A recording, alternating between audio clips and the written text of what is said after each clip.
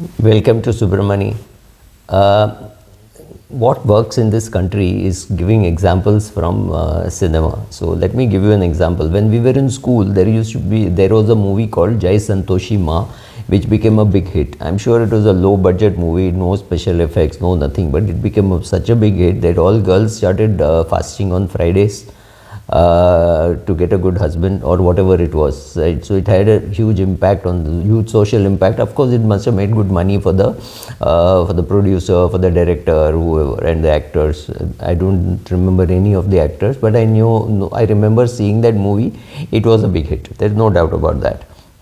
And therefore, after that, were millions of movies made, all Jai Santoshi Ma, copycats, maybe 50 movies which were made, and obviously none of them would have made money. Similarly, there was in the 1960s, there was a movie called Sangam, which was a triangle. There were two friends who were in love with the same girl. So in the end, one had to kill himself so that the others could, the others could live happily ever after. The other two could live happily ever after. Obviously, many Sangam copies happened, and then obviously many of the others wouldn't have made money. I really don't know the details. Now, what happens is, what happened in January 2019, January 2020, December 2019, India had 4 crore Demat accounts, which was not very big, not very small. I'm not even getting into that. But during the pandemic, when people had nothing else to do, so maybe November 2022, December, January 2023, we have about 11 crore accounts. Let me repeat, from 4 to 11 crores, almost a 300% kind of a jump, or 200% kind of a jump. And so that's the kind of number that we have. And fairly obviously, these would have gone to all the old players and some of the new players who created these accounts, right? So do people know what to do? Why did they open an account? Well, not much. People were sitting at home. They were unemployed, or they were sitting at home and doing work from home, which means they had a lot of time and they had nothing else to do. So they all opened broking accounts. But this was also pushed by some tons of great videos saying how it is easy to make money. All you have to do is open an account, and every morning we will tell you what to buy and what to sell, and you will make a lot of money.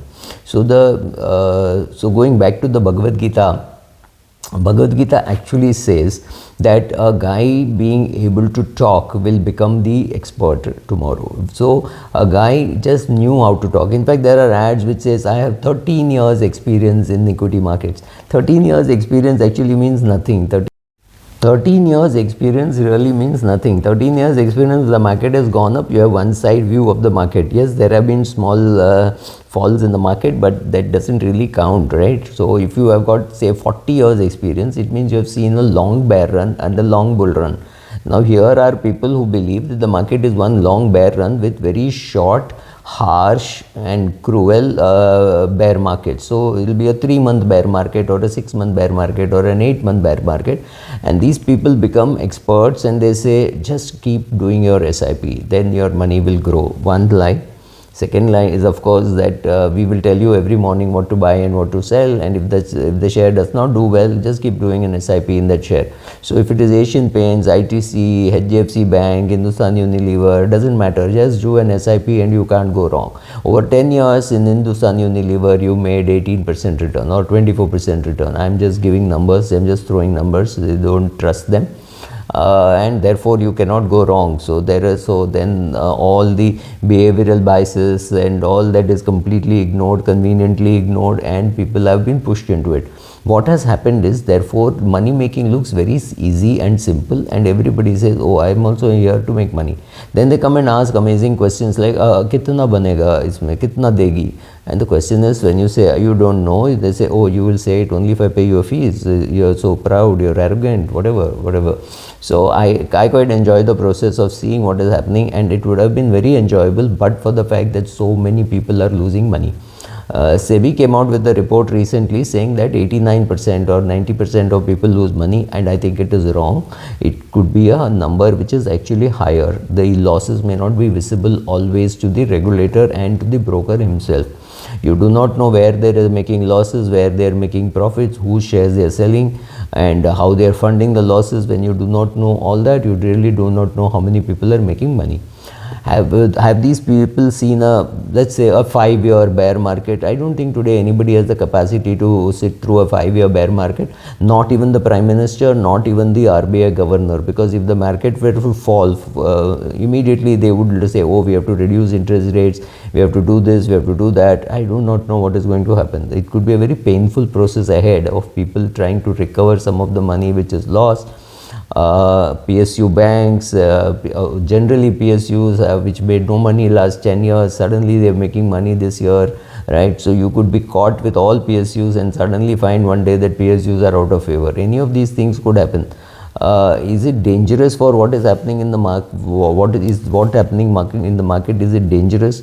Well, dangerous and not so dangerous. If you, like I said about the number of demat accounts going up, the number of trading accounts have also obviously gone up, and the number of traders has gone up from single digit lakhs to double digit lakhs, from something like 7 lakhs to something like 45, 46 lakhs. And I'm sure it is only growing. Maybe it is 50 lakhs by the time I'm talking about it also. Is it good, bad? Well, they are losing money. Yes, I think more people are losing money than what the regulator is able to see. Is that good for the market? Well, I call many of these people voluntary contributors to the broker welfare fund. I love brokers. I've been a broker myself, but I don't know whether losing money to brokers is a good thing. But brokers are the people who are always making money in trades, right? So I love brokers. Like I said, I've been a broker myself. And some of the numbers which come out have been the loss that a person makes while trading. The average loss has been 85,000 bucks. That is really big, because I'm sure there are some people who are losing in crores, some people who are losing in lakhs, and some people are losing 2,000-3,000 rupees. But the average gain seems to be some 3,000-4,000 rupees. So overall, if you see, the amount lost seems to be much greater than the amount which people have gained. So who is gaining in the whole process? Of course, there is brokerage. There are relationship managers who are doing very well, who keep saying, sir, you've lost only 2 lakhs, it is nothing. There are people with bigger losses who are still trading. So please trade. Your next trade we will recover. So next trade you actually make 20,000 rupees and say, see, I told you. So your 2 lakh loss has become 1,80,000 loss. Then you are now more greedy. So you do a 50,000 rupee deal in which you lose 50,000. So he says, so sir, you win some, you lose some. Remember, they are incentivized to make you trade, so they make you trade. And there are people who suddenly find that they have lost their husband's 65 lakhs or wife's 48 lakhs. There are women who do not know that their portfolios have been wiped out by their husbands. There are husbands who do not know that their wives have wiped out their portfolios. This is the fact, right? There's a huge market today, I think, for financial counseling, saying how screwed up your life is. Who's going to fill that role? I have no clue. I have no intentions of filling that role. Every video that you see has some product to sell. Unfortunately, the only thing that I have to sell is the Google ads, on which also I make money, right? So it's about maybe I make $8, $10, whatever, but I do make money. So the time that you spend on my video channel, the fact that you click on the ads or you don't click on the ads, you watch the ads, that gives me money. So I'm not saying I don't make money. I do make money, but I don't at least have a broking account to sell. I don't have any, nor am I gathering assets, nor am I saying, please give me your money, I'll manage it for you. In fact, every day I'm telling people I don't. So what has really happened? Well, we do not know the truth, but we are told constantly by social media that so and so makes a lot of money. In fact, there's one person who keeps saying he makes a lot of money trading. Then when people found out it is not by trading, but it is by conducting those expensive classes by which he is making money, which is fine. I mean, it suits him. That is his business model. I'm not here to criticize. I'm here to criticize those people who pay that money. Whether you pay 7,000, 8,000 for attending those classes, or 30,000 for attending those classes, or 3,000 for attending my classes whenever I do it, or 4,000 for attending my classes. I'm not getting into whether you should go, whether you should attend, right? I'm happy to host you. I will charge a fee, and maybe that money goes to charity. I don't need the money, but I will still host these sessions. I enjoy hosting these sessions. So find out who is really trying to sell something to you, who is trying to actually manage assets for you well, who's got a track record, what is happening, right? So find out all that. There is nothing which saves you except your own self education. So get yourself educated financially so that you know and you understand what is happening, so that you're not carried away by Facebook and Twitter and all that social media. First of all, I don't know why it's called social media. It is advertising media. It is advertisers who are in control. There are advertisers who control who can make money, who can get endorsements in the movies, right? How which ads can go into movies? It's very tightly controlled by one man. I don't wish to name him. You all know him, right? That's what's happening in Bollywood. Will that mean Bollywood itself will get hammered? Well, boycott Bollywood is working. People say, oh, don't give us shit. We won't buy it. But having said that, there are people who make movies where say, oh, mutual fund can go bankrupt. I made a video about that also.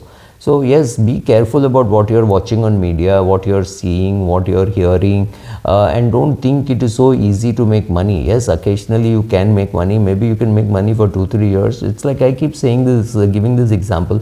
I have a neighbor who's been crossing the railway tracks every day for the last 42 years. But one day when the train hit him, the train didn't pause to ask him how many years experience do you have, right? He just got hit by a train and his body came home in pieces, right? So this is of course just a fake story, but I'm saying when you are taking risk, you're not even understanding what risk you're taking. And I see every professional, I've seen many professionals, chartered accountants, doctors who want to give up their careers and say, I will do full-time trading. God bless you, right? That's the only thing I can tell you. If you think life is so simple in making money, you have not seen anything yet, right? So to everybody, the other profession looks very easy and very attractive. Be my guest. Be careful with your money. Thank you.